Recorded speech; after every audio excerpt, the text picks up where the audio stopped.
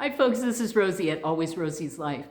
I want to talk to you a little bit about lowering your grocery bill. The prices at the grocery stores right now in the last couple of weeks have really surged up, and we're all feeling it no matter, and there are many reasons for the grocery bills going up, and I won't share my political opinions here.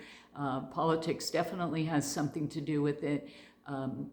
However, whatever the reason and whatever the combination of reasons, the truth is we are paying more at the grocery store when we go.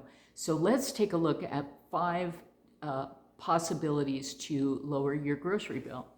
The first one is to grab that flyer at the beginning of the store, that little paper flyer that shows you all the ads and promotions. If you have not signed up for an email brochure, grab one of those when you start shopping and take a pen with you, circle the sales, mark down the aisles that they're in so that you can make your trip around the grocery and not miss any of those sales. Yesterday, my sister and I went to the grocery and we weren't expecting to get this item, but when we got there, we looked at the flyer and found out that they had a particular brand of tuna on sale, a very short sale time for 50 cents a can. 50 cents a can. I have not seen 50 cents a can for tuna for a long time. So absolutely we took the limit, which I thought might be a limit of 2.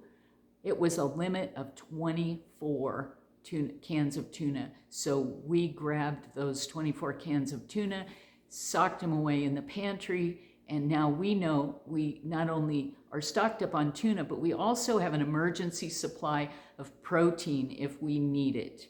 So look at those ads, look at those promotions, and look for loss leaders in particular, the things that the store is selling at a very low price in order to draw you into their store.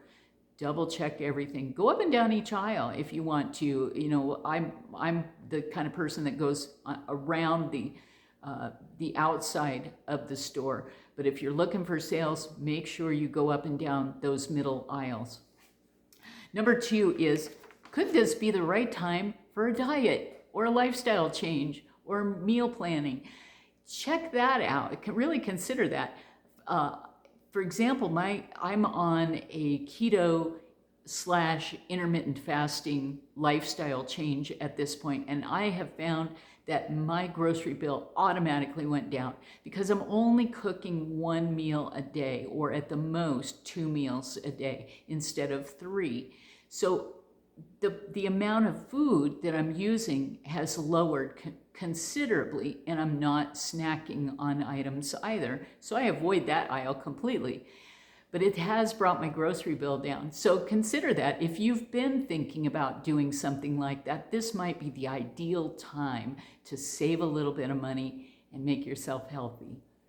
Okay, number 3, search for new frugal recipes using the ingredients that you already have. If you go online and search for recipes using flour, egg, mackerel, I'm making this up, obviously, and kick in a search, and you will find recipes that you've never tried before using the items that are already at home, that you have stored in your pantry. Reach out, try some new stuff, try some new recipes, and see where that leads you. You know, it's gonna be cheaper than going to the store and picking up a takeout, and hey, maybe tonight is time for pancakes.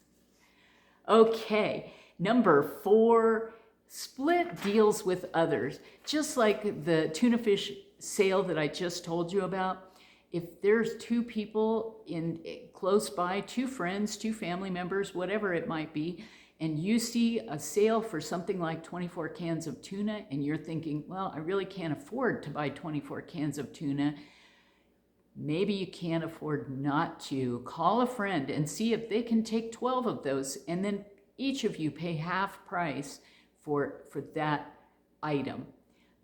It's easy to do, it creates a good friendship, and you're reaching out to each other and connecting with each other, which is also always a good thing for anyone of any age. Number 5, look for Depression era recipes. Now, if you are an older folk like I am, you remember your parents making recipes that were easy to make and cheap or frugal. Check out, Facebook has several groups that are focused on Depression era recipes, and you can also do a Google search and look for Depression era recipes.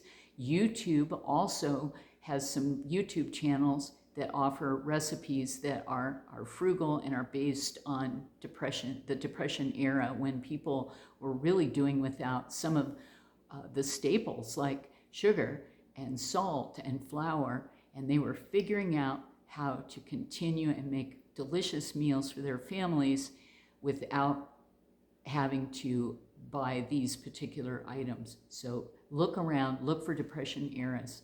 So to summarize, watch the sales and promotions, consider starting a lifestyle food change, search for new and frugal recipes using the available ingredients in your home, split deals with others, and pull out those Depression era recipes.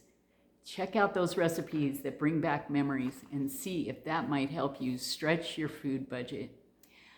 That's it for now. Like and subscribe if you'd like, and until the next video, you have an amazing day.